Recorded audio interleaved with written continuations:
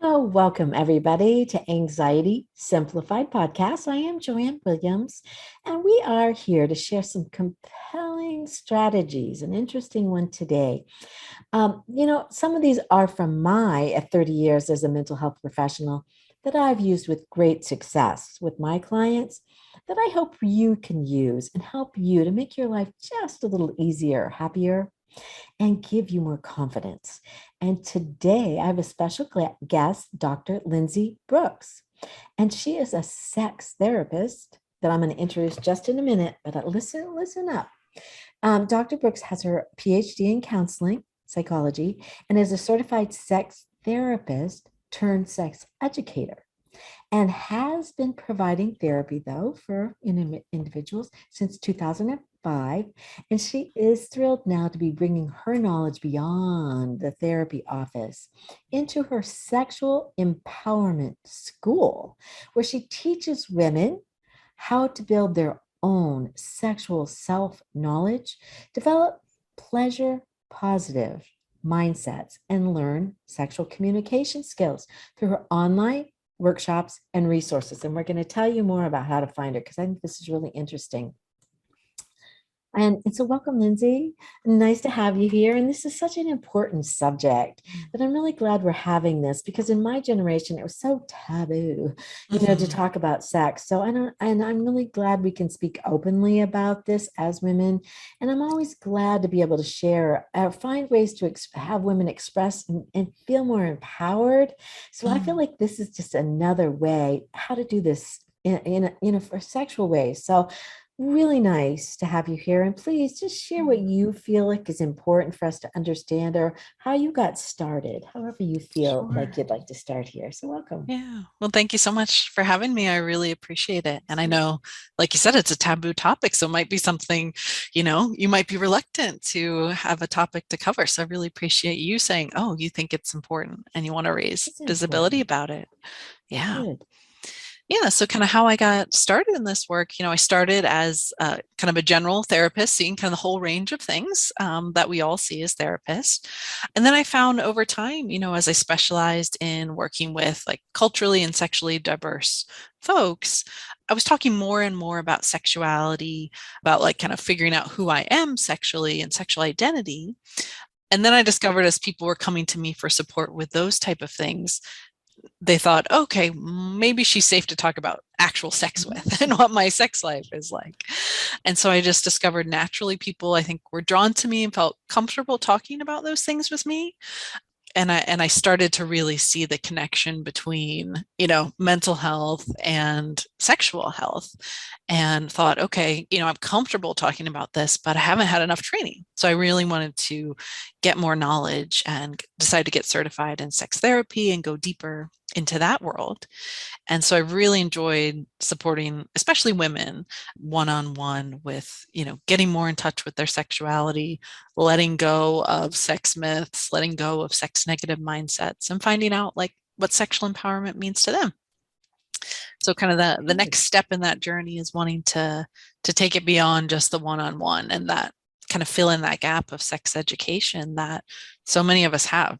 Like very few people actually get good sex education. So I'm excited to offer this information more broadly and not just be kind of in that private therapy room. Well, maybe we should just go there first thing because Yeah. so you're doing your school, your sexual Mhm. empowerment school, and and it sounds like you do online workshops Yes. and resources. So maybe let's start there. Tell us more about what your workshops teach or what the focus or tell us more. And Mhm. I think that's going to lead us into some other questions because I've got a Sure. lot. I think this is a great, interesting subject. And we're Great. going to add anxiety. My Yes. kind of specialty is anxiety. So, and I Right. think all of us can identify on some level, sometime in our lives, Hmm. that there was anxiety or there was so many questions because I don't know that the Right. uncertainty can bring up so much anxiety. So tell us more about your school. Yeah, absolutely. Yeah, so I run an 8-week workshop for women, and Mhm. we focus on a variety of topics. But kind of the main themes we focus on are first, I really want to give women kind of the pleasure-based sex education that maybe they missed out on. So most people, even if they got sex ed, it was focused on like, here's what you need to know about birth control. Maybe here's some information on condoms and STIs, and otherwise, like, don't do it and be afraid of it, right? um, Nothing about sexual parts. Do they? right. Do they? No, they didn't even go into that, like anatomy kind of stuff. I mean, they might tell you about your period and kind of that type of anatomy, but like not Really pleasure-based anatomy. Like, I think it's interesting. Okay. pretty rare, like, to learn about the parts of your body that may give you the most pleasure. Yeah. Um, Okay. so that's kind of where I like to start, is like making sure women know like the basics about their body and more information about desire, what it typically impacts women's desire. And then we move in. And so once we feel like, okay, they got that good foundation, then we move into more of the mindset and understanding what are maybe some of the fear and shame based messages they've learned in society, and then how to begin Yes. to unpack them and develop new ways of thinking. And that's a big part where the anxiety often comes in, is that they've learned, oh, I should be afraid of sex. It's going to be painful. It's bad or wrong. Like, all these kind of messages often lead women to feeling kind of like, tense and afraid of sex, especially when they're first beginning to explore it. And so I think that's a really important piece of the workshops, is understanding what their unique messages are they got, how it affects them. And then we do some exercises moving towards hopefully like more Oh, that's self-compassion, nice. more gentle ways of viewing sex, and viewing it as, just one part of being human, and that it's natural and normal. You know, I kind of feel for some of the kids today for what they see on TV or on Mm, movies. And it mhm, really makes me wonder about their mindset. This mm, on the third date, you're supposed to have sex, or it mm, seems like there's some rigid rules, or now there's oral sex even in junior high. mhm. There's these things that just, or even as you see on TV, it seems like things that you're supposed to do or something, Sure. Right. immediately. Oh, if you kiss, you have sex, right? It just seems like it Right. goes straight into things. And I don't Right. know, do you do anything in your classes about the media or movies or things like that that Mhm, gives you some notions about what it's supposed to mhm. be like? Do you do an education about that? Yeah, exactly. Yeah. So I would call that a sexual script. So, like, we kind of pick up these Oh, messages, like, there's the script we're yeah, supposed to follow. messages. So, Yeah. okay, maybe we kiss, well, that means we must have sex. Or if we're going to have sex, it's going to happen in this order. It's okay, we kiss, Yes, that's right. then maybe if it's a male female couple, then maybe the man gets oral sex, then you have sex, and that's it. That's kind of a common script you see in movies or pornography. So I Oh, talk about, pornography. Oh, that's yeah. a whole other place people are getting Yeah. messages, and unfortunately at younger and younger ages people are getting exposed to that. So there's a lot of misinformation that's perpetuated there. So I have, Information. them talk about, okay, what have you been exposed to? What are the scripts you learned, saw, heard about? And then we do an exercise to actually, like, let's recreate your ideal sexual script. Like, if you could, Nice. write the movie scene, what would you want your ideal sexual encounter to look like? And how can we break free from those kind of rigid ideas about what it should be, and think about what pleasure is for you, and make sure those things are incorporated? Nice. Nice. I recently, excuse me, taken on a client husband with sexual addiction. Mm, And you know, it's interesting as I've done, because that has not been my specialty, mhm, post-traumatic stress disorder, which is the trauma base of this person's sexual mm, addiction, which I don't know, but I would mhm. suggest that's probably a majority Yeah, of people. it's pretty common. Yeah. Yeah, but what I'm seeing also or hearing as I do more study in this, because I haven't really that it hasn't been my focus, but I'm Mhm, really, well, I did do a recent seminar also looking at the correlation between gaming, the video gaming and mm. sexual addiction. Oh. And it made me really question. You kind of alluded to the pornography Hmm. and younger people, but it Hmm. sounds like there's beginning to be this correlation Mm. between the two. And it's kind of like the brain development of that pleasure center Mm. getting sparked early, with gaming. Mm. And then they're always looking for that next kind of spark Yeah. to happen. And it's easily transferred between the two for addiction. So it's like, Oh, oh interesting. no, for our Mm. children, and I mean, not children, but young adults, or it could be children, but the Sure. focus like you're doing it's like we probably most adults have these scripts or messages Hmm. that you're looking at rewriting. And boy, I really wish that younger children were able to look at this in a more healthy way, like you were Yeah. teaching. Do you Yeah. do anything with schools? Probably not, because Mhm. it gets into this whole Christian Right. or Right. religious, or I don't want my kids told about their body, or Right. that's unfortunate. So it's like leaving them vulnerable, wouldn't you Exactly. say? Absolutely. Yeah. Yeah. I don't work with kids, and that's part of the reason is it's so politically charged in the United States. And so I feel like my job is to help people once they are adults, and I can help them begin to maybe fill in the gaps of what they didn't get and maybe unlearn some of those things. I hope to kind of capture people in young adulthood ideally, but of course, any stage in your adulthood, you can always learn a new relationship to sex. But to catch them at that Good. point and start to offer them what they missed. Good. Well, one of your questions here that I was really kind of keen on, what do you wish women knew more Mm. about sex? What is it that, you Hmm. hear enough from Hmm. your clients that it's like, oh, this is kind of something that's pretty consistent among clients, that, oh, more Sure. women need to know about this. What are some of Sure. those things? Totally. Yeah, I think one of the biggest things I hear is there's a common myth that women believe, like, I must have an orgasm through penetration. And that's like Hmm. the best and right way. And they often think like there's something wrong with it if they've They never should. experienced an So there's a orgasm through hmm, penetrative sex. And so interesting. that's, I mean, just giving that information is huge, that, it's actually only about 30% of women that can orgasm from penetration alone without any other kind of stimulation. So it's really the minority of women that is true for. So just normalizing that and then helping them explore what other kinds of stimulation they enjoy.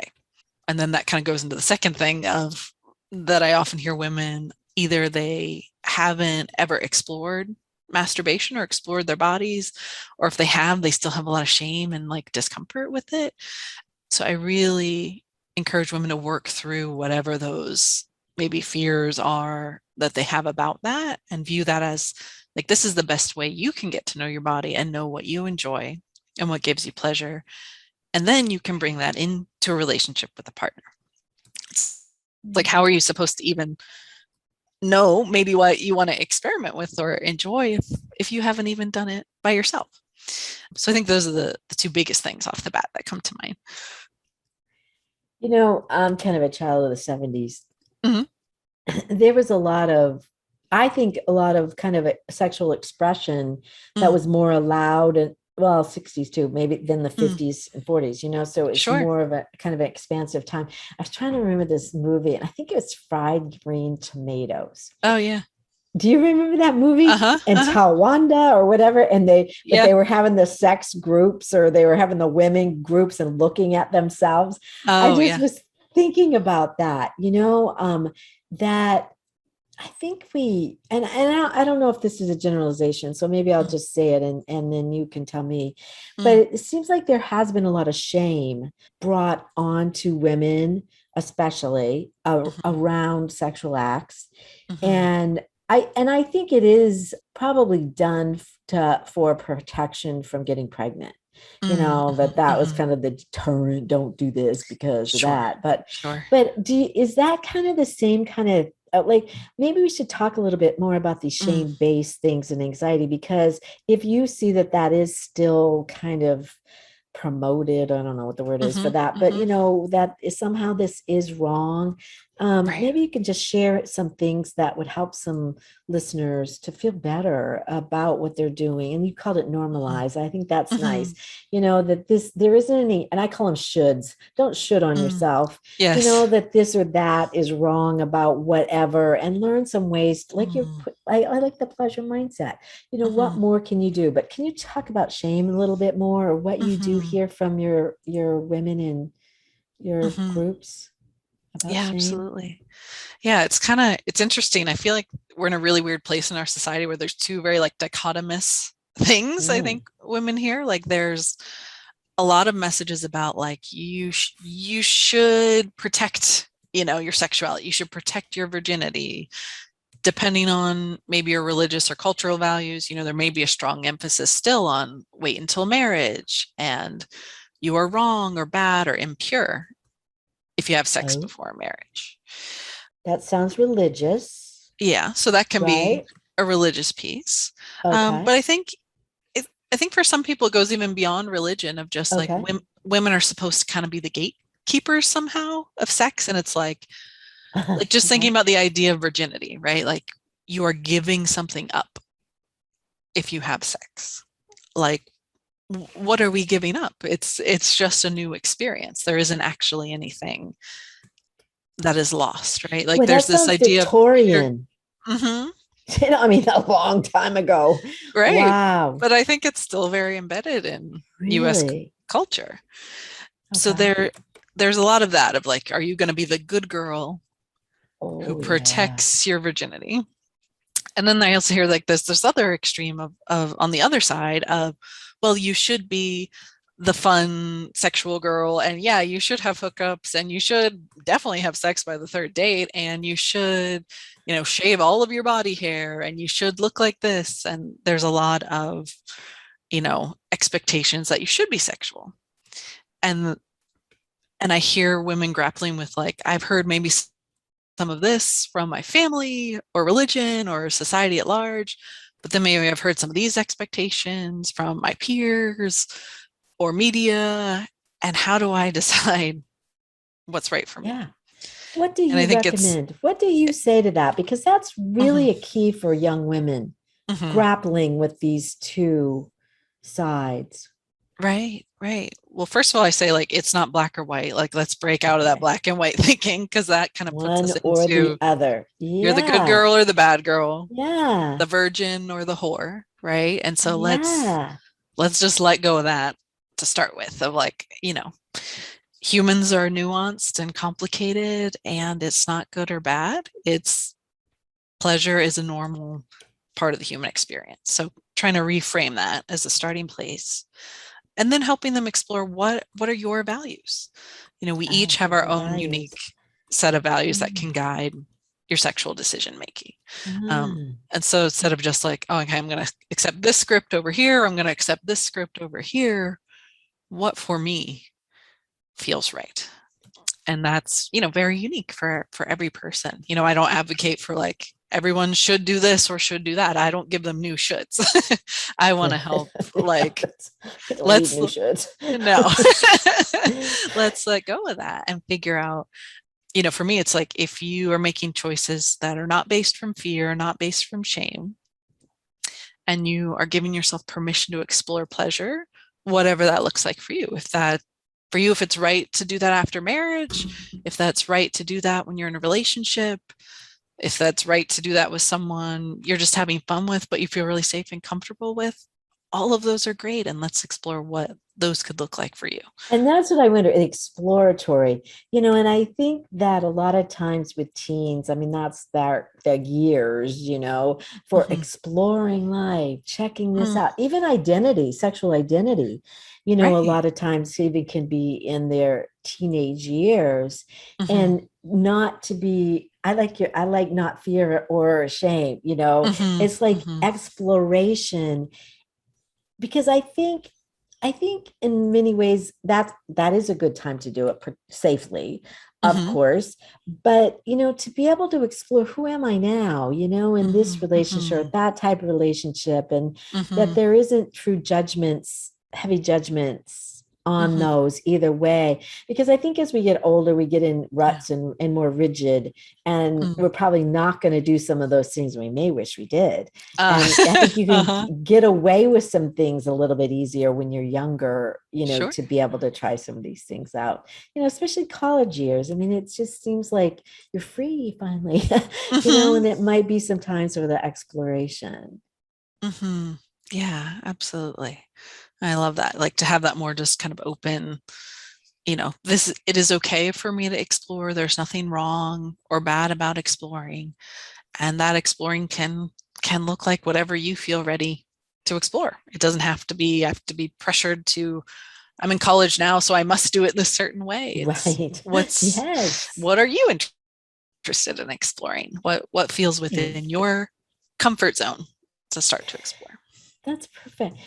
And let's talk a little bit about the sexual positive mindset, or that empowerment kind of piece, because Mm-hmm. I've never heard it put quite like that. And I think Mm, that it just kind of feels open, like mm, that sounds so nice to feel mm, pleasure positive, mind, are those kinds of things. Just I've yeah. never heard that said quite like that. Can you Mm, share a little bit about what do you really mean by the sexual positive, or pleasure positive mindset? yeah. Yeah. So it's kind of the way that when I say mindset, I mean the ways that you think about sex. Thinking And about it. so Okay. having your thought process, be around the themes of like, oh, pleasure is a good thing. Pleasure is something I am allowed to have and welcome into my life. And sex is, a positive, exciting thing, right? It can be a tool for connection and for growth and for wellness. I mean, we know there's all kinds of health benefits of having an enjoyable sex life, whether that's, solo sex or with a partner. So, kind of holding more of those beliefs in the way you talk to yourself and think about sex, which is so different from those other messages of Mm. it's wrong, it's bad, it should be hidden. I mean, even masturbation, right? Most families, it's like you don't talk about it. If a kid gets like caught doing it, oh my God, it's like embarrassing and shameful. Oh, slam the door and pretend it never happened, kind of thing. So Yeah. instead being like, oh, it's normal for people to want to explore pleasure and that's okay. Oh, you're doing normal exploring. Oops, sorry I walked in on that, right? Like that it's that we give people privacy to explore these things, but it's not wrong or bad or should be hidden. I think we should go there for parents. Mm. I think, parents seem like have a hard time with this, Yeah. talking to their children. And I certainly have my views about when and how, and I think it needs Hmm. to be happen through a lifetime, not at this certain age or that, when Sure. they're asking Sure. questions, and when but give them something. Hmm. Don't talk about that or whatever. What Right. is your experience or thoughts about, Mm-mm. for parents Mm. to say to their children, or when do you think that's appropriate, or what Mm. is your experience with this? Yeah. Yeah. And parents and kids are not really my Oh, they're expertise. not. So I will Okay. defer I will Okay. defer to the experts on that. But I think the one kernel I could offer is I would really encourage parents like to look at their own biases they might still have not explored yet and how that may get in the way of them feeling comfortable to talk to their kids because my sense is they often have a lot of their own baggage that can stop them from feeling okay to talk about it.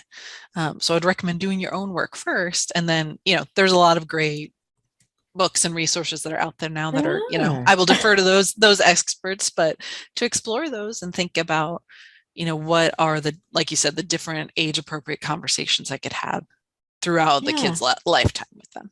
Okay. I like that, because there is a lot of good books. There is a lot of good resources. And I Mhm. like that you're saying that possibly.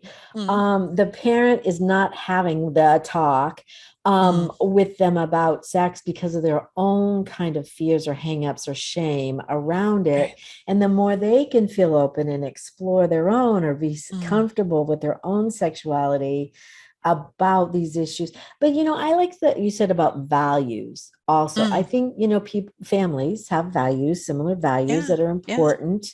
um to be held in high esteem. And Mhm, I think one of them that I wonder about, and again, this is probably more for teens, but mm. I'm going to ask anyways because you deferred it well anyway. So, but I'm going to ask about the emotional connections that Mm, do happen with sexual contacts, whichever kind you want sure. to say it. And it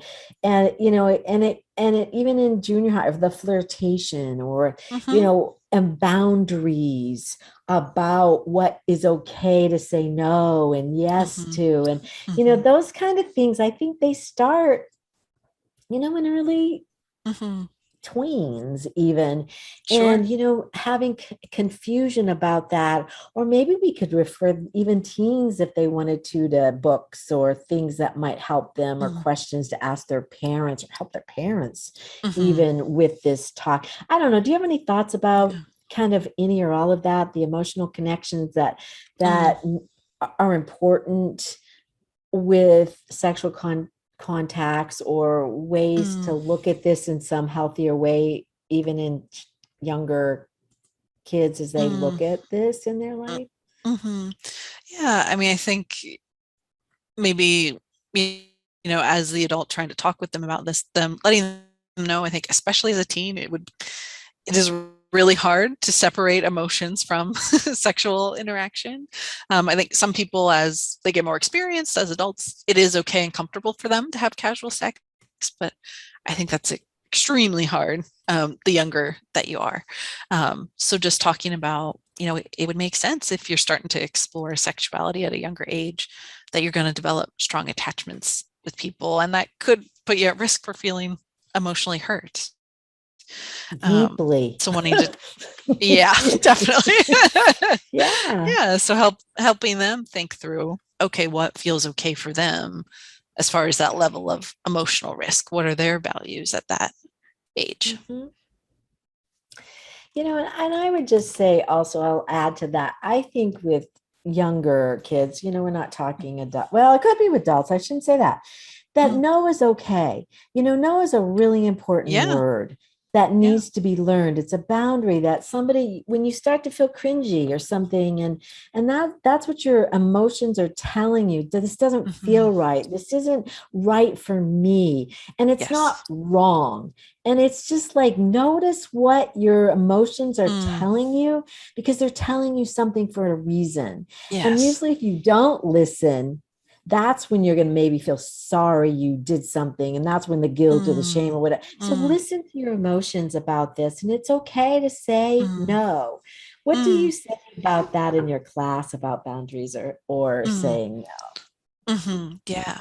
Yeah. So I talk about one of the skills I think is really helpful for sexual communication is to get really clear beforehand and talk about boundaries. So I break it into three things. no? So there's the what I want, what I will do, and then what I won't do. So those are the boundaries. Okay. So what you want are like the things you're most excited about, like, oh, I would really love to do this with you. I'm hoping maybe you'd be into that too. And then the I will things might be things that is like, yeah, they're not the top of my list that I'm super into myself, but I would like happily and lovingly do them if you're really excited about them. And then there's the I won't, which are like, oh, these are outside of my boundaries. I'm not comfortable with these things at all, and I need you to know my limits. So getting really clear about all three of those categories, and then talking with your partner about them can be really a useful way to kind of start that conversation. So it's not just like Nice. an immediate like no shutting down the conversation, but like here are the things that I'm excited about, I'm interested in. These are my like yeses. And then also here are my no's. And And my asking maybes. them and the maybes too. Like that's kind of the will is like, yeah, I'm willing to explore this, but maybe I haven't done it before and I'm not sure, or I have done it and it's not, my top 3 things I like, but if you like it, I'm open to it. So getting more clear within yourself about those 3 categories, and then asking your partner for that, what are theirs as well. So That is, yeah. their boundaries. And then you can also kind of discuss and compromise around, oh, what are the things you really like? What are the things you're willing to try? And see where the overlap is between what you both want. I really hear some emotional maturity in that, though. And, Mm-hmm. I can appreciate, but I do hope if there are any, teens that are even thinking about sex, that you Mm-hmm. really do think about those are perfect boundaries. I don't even know what I want. I don't even know Right. what I will do. And I don't know. I do know what I Right. don't, maybe what I Uh-huh. don't want. But it's kind of a thinking process to work through Mm-hmm. for yourself, probably before Yes. you do have sex with somebody, and that discussion, I think is really important, because Mm-hmm. the movies just don't show those pieces a lot of Mm-hmm. times. And they Right. get a mix, or a not mixed message, a kind of a clear, Mm-hmm. you're supposed to, whatever. So that's Right. really good information, Lindsey. I think that's Yeah. fabulous. Great. um, and is there, anything else you really want to, as we kind of wind this down, make sure that what from the information and the knowledge that you hear from your clients, it's Mm-hmm. really important to kind of get out there, that maybe Mm-hmm. really misinformation, I don't know, but anything Mm-hmm. that you feel like was really important. Then I'd love to hear more about your offer. You have an Mm. offer for Sure. also our listeners. Sure. Yeah. I think kind of the biggest theme, maybe to sum up everything we've talked about, is like, especially for women, the idea that you do deserve pleasure. I think Ah, we so often get the message that, women, we should sacrifice ourselves for others. We should be smaller. We should be quieter. We should take up less space. Um, but instead, I want to just consider a new way of thinking of like, you can deserve and experience pleasure. And so to allow yourself to take up a little more space in asking for that with your partner, and that your pleasure should be just as important in any sexual interaction as your partner's, and that should be reciprocal. And so if oh, you there's a can good hold on word. to that, reciprocal. Reciprocal. Yes. You hear that, audience? Because that's interesting. And I think that's kind of the old way. Oh, I'm done. You're Mm-hmm. done. Right. So Right. wait a minute. This needs to be reciprocated back. It's both of us. It's not just Yes. one. Oh, that was good. And that our pleasure is important. I think Mm-hmm. that's a message that I don't think was important years ago. It was about the Right. man and the Right. women. Oh, you're fine, right? You're Right. good. Right. So that's really important information. Mm-hmm. Reciprocal. All right. Yeah, yeah, so that you deserve for sex to be reciprocal, and it should also be pleasurable for you. And if that's Yeah. not the case, then a conversation needs to be had. So I want you to Yes. really, the listeners really own that you have a right to that, and you can speak up about that. Nice. Um, and you have an offering. I did look at your website, and I Mm, encourage people to go there, the sexualempowermentschool.com. But tell us mhm. about, and slash quiz for the quiz. Tell us about your Yeah, quiz yeah. that So you the have quiz, offering for free.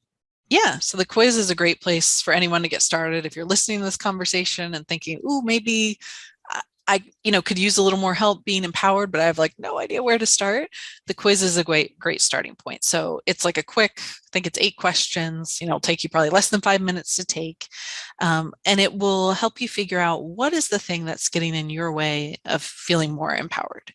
So it'll help you identify, like, maybe it's, oh, I'm missing some sex education I need, or I need more sexual communication skills. There are several different options that the quiz will come out and share with you, like, oh, you could use some support with these.